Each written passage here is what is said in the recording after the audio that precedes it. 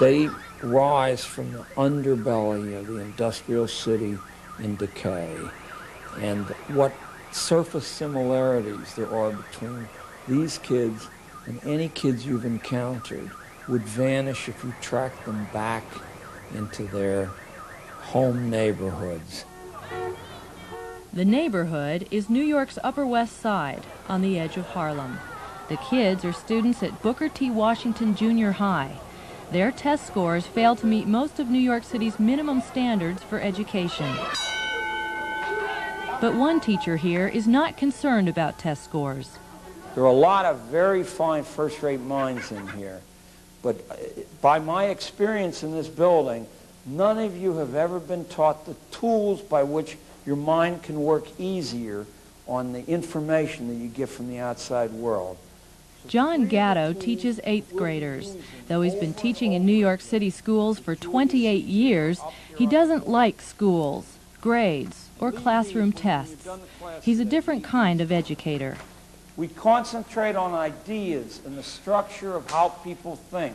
So memorizing things and writing it down on the test never happens in here at all. It doesn't happen once. You may have tests, but they won't have anything to do with paper and pencil.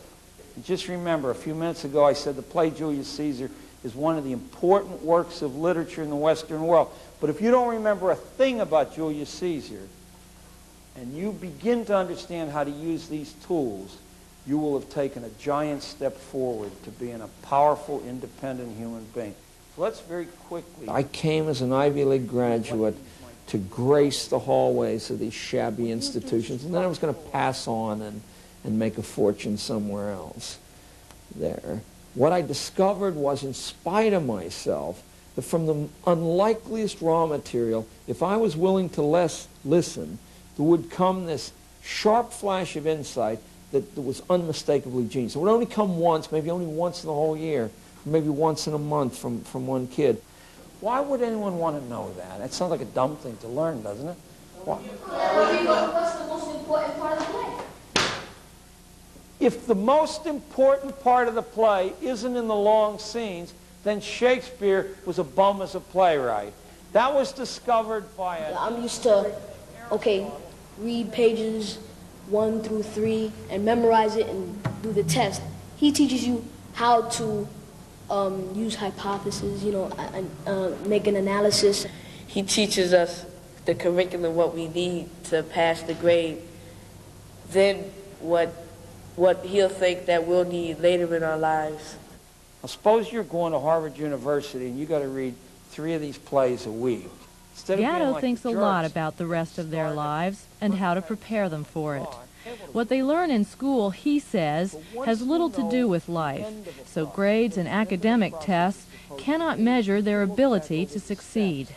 The paper and pencil tests are, by themselves, some Frankenstein monster we've created.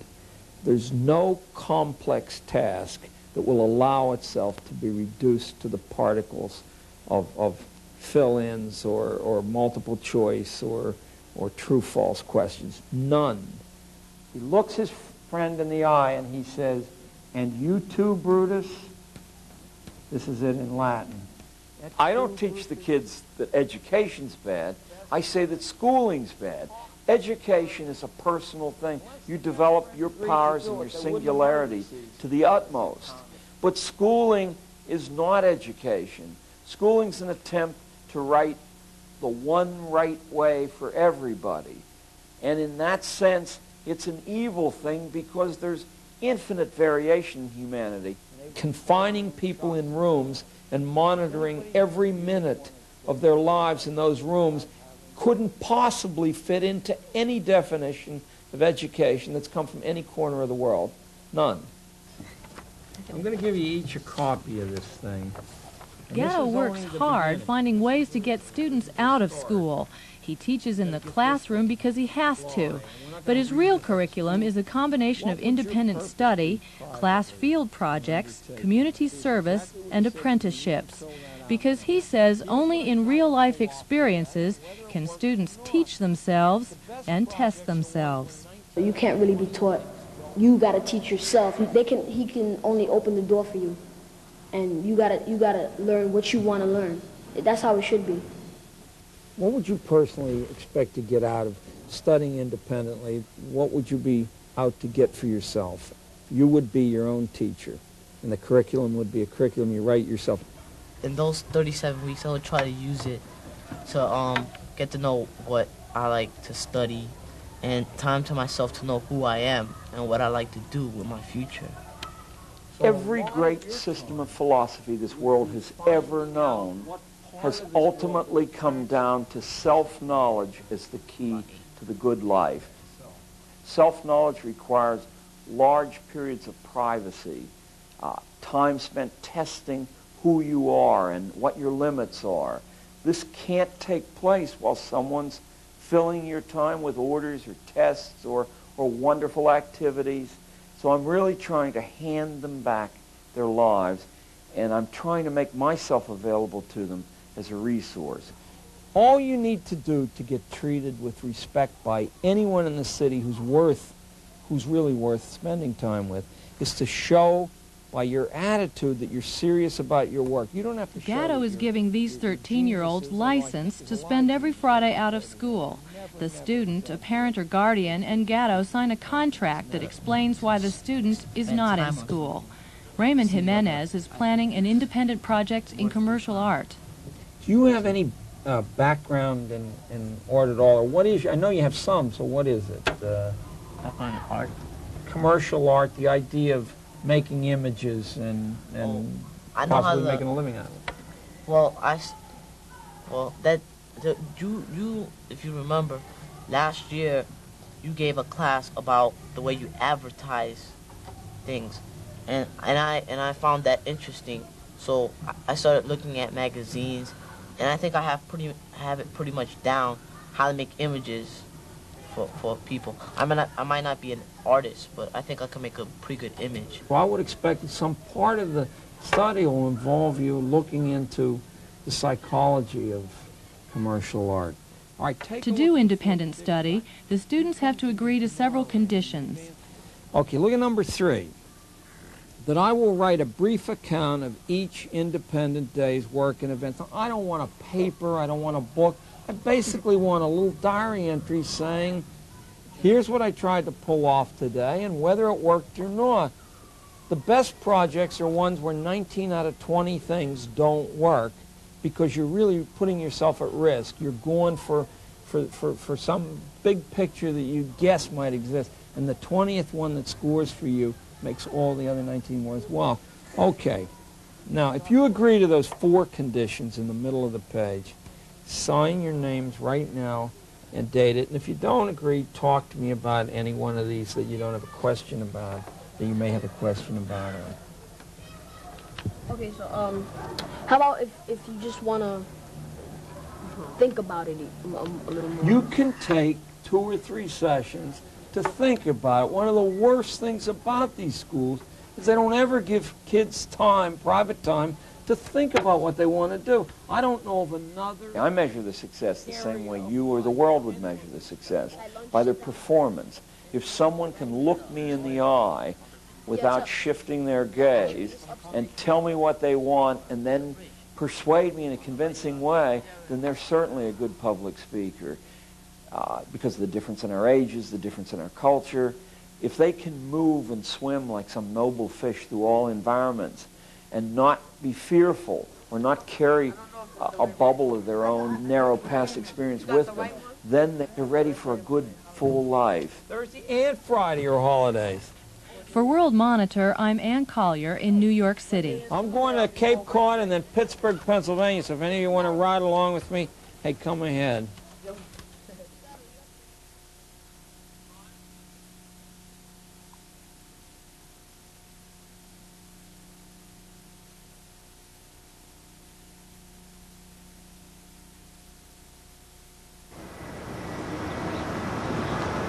It's 7 a.m. on the west side of Manhattan, outside Booker T. Washington Junior High. 2 students are here early because it's Friday, and they're in Mr. Gatto's class. Fridays are when his students go about learning in some unusual places. Today, Francisco Posad is being sent to the principal's office. At the end of the day, you should know how a principal thinks. Does that make some sense to you? There used to be a great general named Napoleon who said that a private soldier ought to carry a general's, a field marshal's baton in his pack. He meant that everybody ought to be ready to assume command.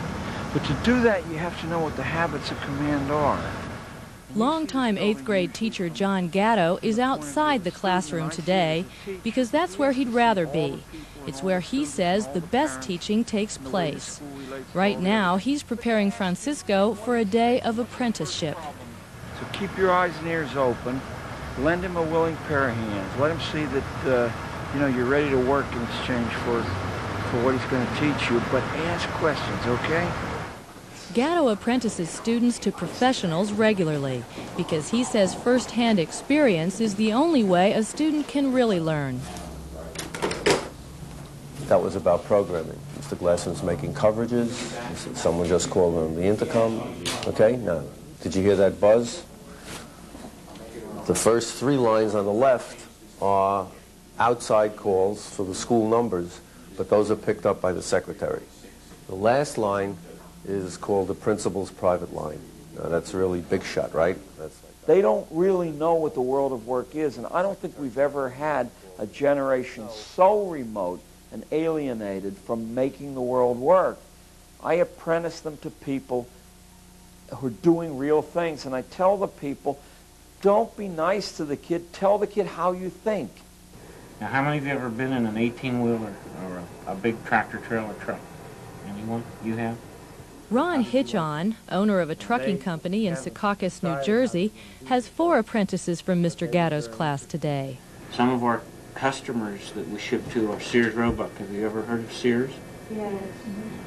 How about Wallet? This is the 2nd year Hitchon has taken John Gatto's apprentices. And you're going to go down to the port in Elizabeth, New Jersey, and see how we pick up merchandise to ship to other parts of the country. John asked me if I would get interested in his concepts of education, and I agree with them. I think they're sound. I think that the best way to learn is to have these life experiences, and the more you have, and the more constructive ones you have, the better able you'll be able to become an independent person in society. What are you going to do when you get older? Go to law school. All right, good for you. How about you, Stanley? Air Force pilot. An Air Force pilot? That's good. Of course they need the basics. We all need them. And the basics are generally compressed into reading, writing, and arithmetic. They need to test the basics on reality. They can't test the basics in endless abstraction, in endless blackboard work.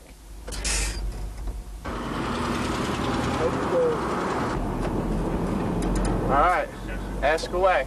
What do you want to know? Do you like driving a truck? Not this one. I want to drive something like that over there with a sleeper in the back and go over the road far, California and stuff like that. You have to be big to drive a truck. Huh? You have to be kind of on a tall, big side. Why? No, you don't. There's a lot of women drive trucks. I'm surprised how many you see, Cement trucks, dump trucks, everything. If you were married and your wife drove a truck, would you mind?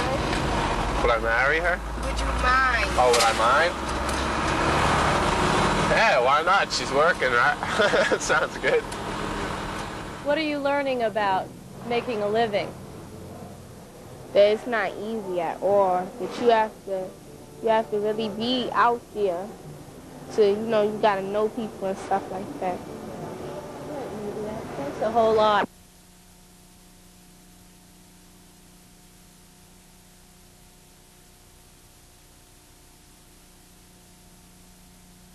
What are you going to do when you get older? Go to law school. All right, good for you. How about you, Stanley? Air Force pilot. An Air Force pilot? That's good. The truth is, I believe the word adolescence, teenage, these are junk words. Anything that goes on in the world of any sophistication is accessible to a 13-year-old mind. Aisha and Nubia, this is Joanne. Joanne's going to show you.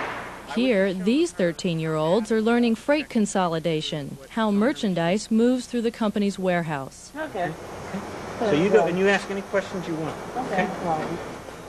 In that school, we're the only kids with resumes in, the 8th grade now. And I don't think, and Mr. Gatto lets us out. He don't just keep us bundled up. He don't tell us we got to do this, we got to do that. He let us pick our own subjects and everything else. I started learning stuff that I never learned before. While some of Gatto's students do apprenticeships on Fridays, others do community service. Today, for example, in a local soup kitchen. We've turned our children into parasites. That's an ugly word, but it's absolutely true. By reserving them into schoolrooms and having them think that they have nothing to give back to the world at all for 18 years. Volunteer service teaches you not to be a parasite. It gives you hands-on experience with compassion. It also gives you something that kids can't get any other way, at least most kids can't get any other way. It gives you real responsibility. To do your homework is a fake responsibility. I like that he teaches us useful things and not just writing notes on the board that we just copy and it's just wasting our time. We should know how the world is, so when we get out there, we know most of it. I would test whether they can be responsible by giving them a responsibility.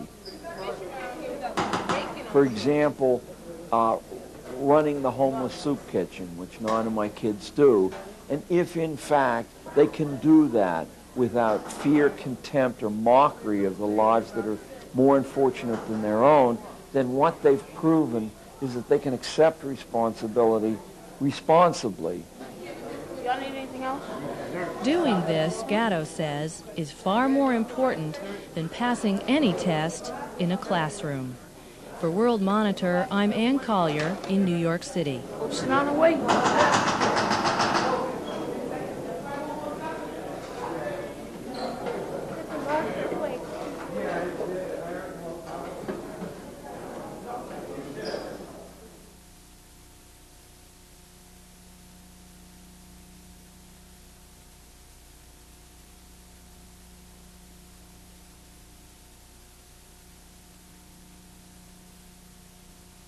But let me give you a second hypothesis, and then a third, and then what marks the urban experience for 10 or 15 years has been a tremendous disintegration of ties so that they're not close to themselves, they're not close to each other.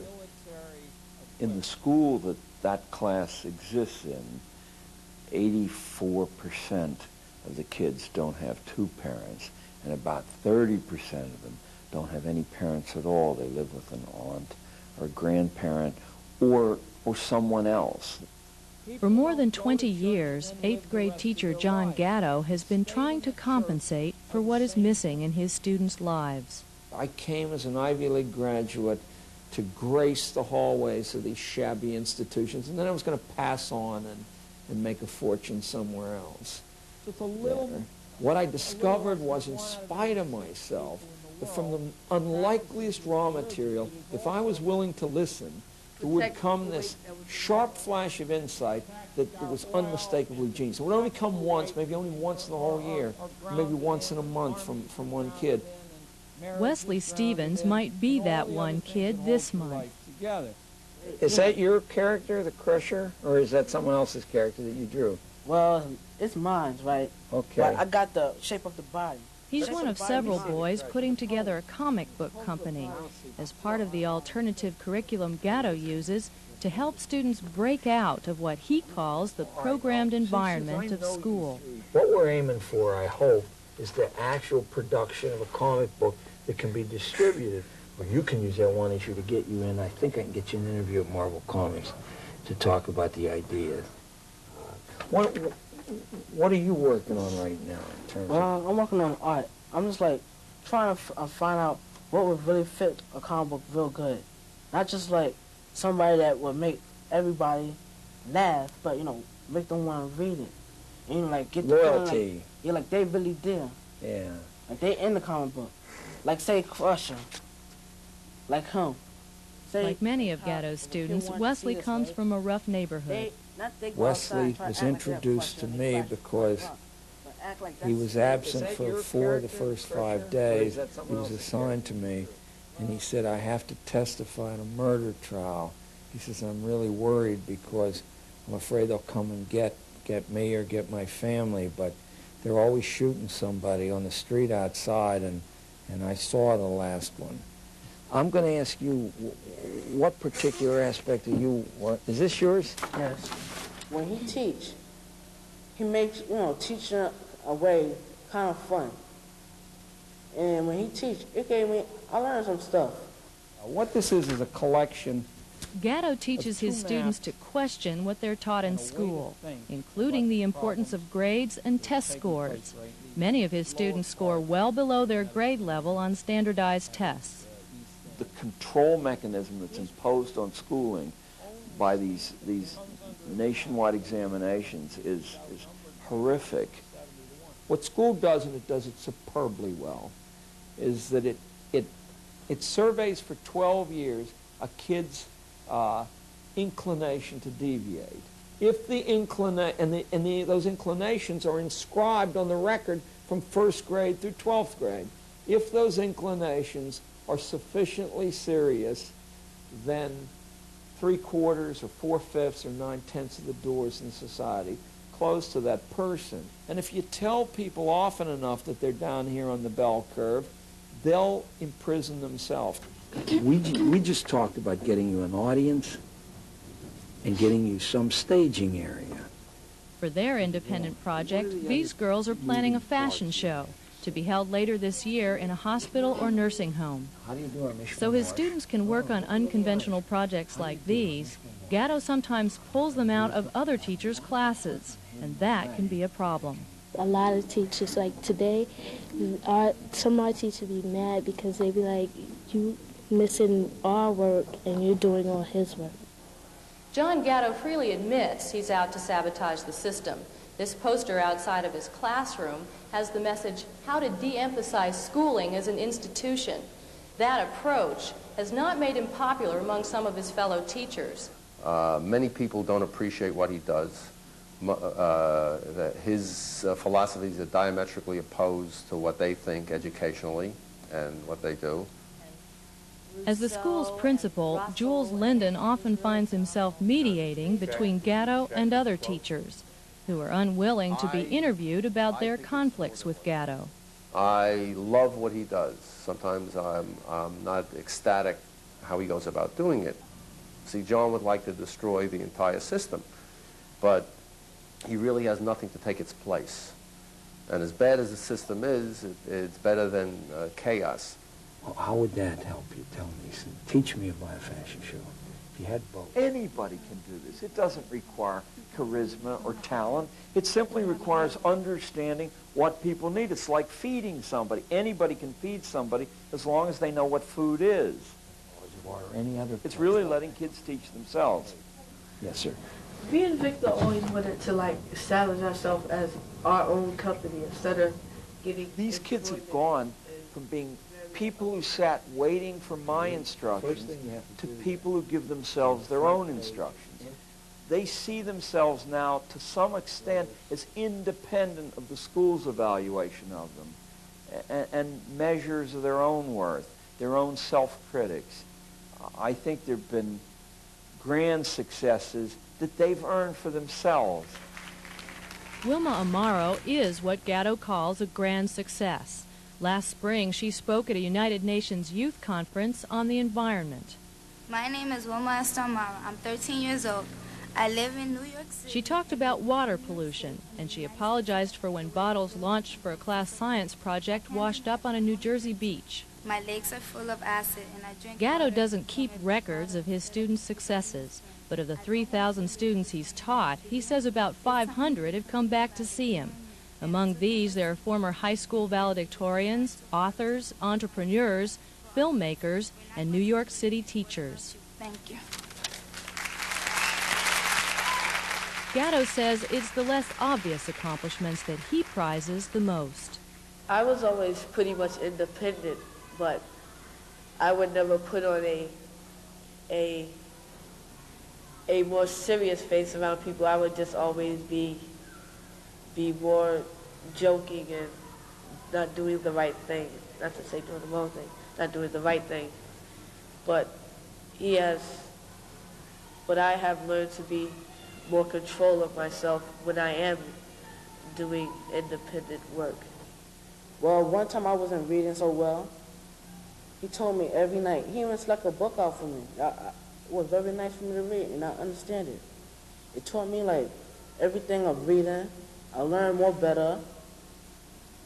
I might not understand long words when I see them at first, but after I see them for a while, I understand it, and I know what it means. So he taught me kind of a lot. These 8th graders are different from those in the past, facing different pressures at home, in the streets, at school. But Gatto says they can always learn to question what they're told, to respect themselves, and to reach beyond the limits that school imposes. For World Monitor, I'm Ann Collier in New York City.